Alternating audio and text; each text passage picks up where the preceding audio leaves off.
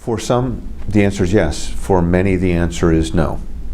And I think that there's a growing recognition, resignation, I'm not sure which noun to use, that would accept the fact that, again, in contemporary American society, the use of bariatric surgery may well be an approach that many women are going to use.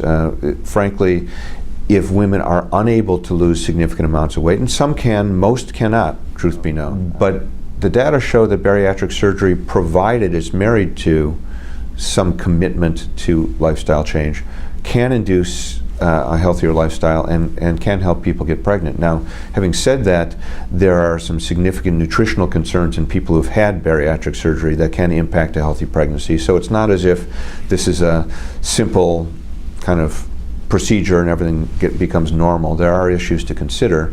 But in women who are very, very heavy and have this problem among others related to weight and cannot seem to lose weight, I think bariatric surgery is playing a more prominent role in the medical armamentarium. If one can really accept that comment you just made, which is to say you didn't become heavy in a month or two or even 12, that it will take a while to lose weight, that can be real effective. We have patients who've lost 100 pounds over 2 years and then don't need us anymore, and that's actually a nice problem to have. Regrettably, there are far fewer of those than women who are just heavy. What best to do with them is hard, and this is sometimes compounded, again, in our society where many women are involved in education, their career or whatever, and they come to us at 38 or 40 and they want to become pregnant and don't really have the luxury of 2 or 3 years to lose weight, because at that point they're 43 and their chances of becoming pregnant go down for completely different reasons, which is to say their oocytes or eggs are older and less efficient at becoming pregnant. So there's a balance there, and it's one we deal with all the time.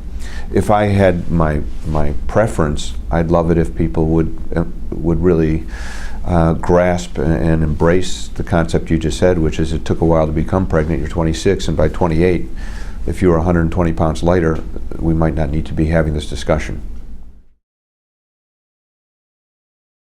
Well, it is, and I guess I would sort of shift the question and ask, gee, if your car doesn't work, is your discussion going to be different if it's a carburetor versus you need your spark plugs changed? There are other reasons for infertility. For instance, if somebody is ovulating regularly but has obstructed tubes, then the answer is an anatomic one. Either fix the tubes or bypass them. Similarly, if the woman is ovulating but has a husband whose sperm count is somewhat adverse, you're gonna look at that. In our study of polycystic ovary syndrome patient, again, 750 women who were enrolled in the study, but we screened, I think, 1,300 women to get to 750. 2% were pregnant when they came in, which meant that they ovulated, though not very frequently and not very efficiently. But 4% of those women also had obstructed tubes. So even if we were able to help them ovulate, they wouldn't have gotten pregnant. So really, you need to be thinking of all these other, you don't just look at the carburetor, you look at the spark plugs, you look at everything else in order to decide what else needs to be done. There are surgical options for polycystic ovary syndrome, but they're used very, very rarely. If you could think of an ovary as being almond-shaped, only the ovary is typically about 1.5 inches long, about somewhere around 1/2 inch deep, and maybe 3/4 of an inch tall. So it's not a big organ. The eggs in an ovary are all at the periphery. So if you think of this almond, a bigger almond, but with all the eggs all on the outside, the center part of the almond does not have the eggs.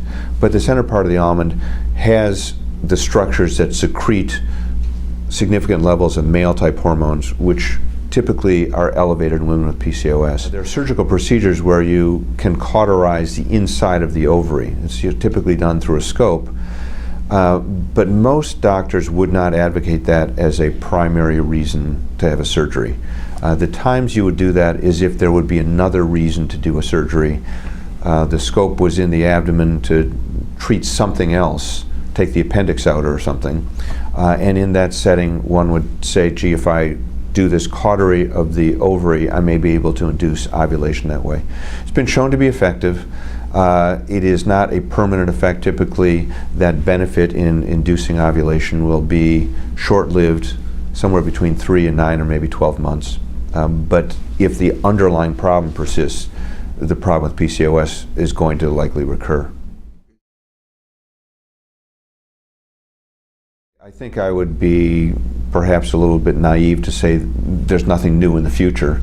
I think there probably will be new things in the future. I don't think there's anything in the immediate future. I think the biggest issue in the U.S. is the public health issue of obesity.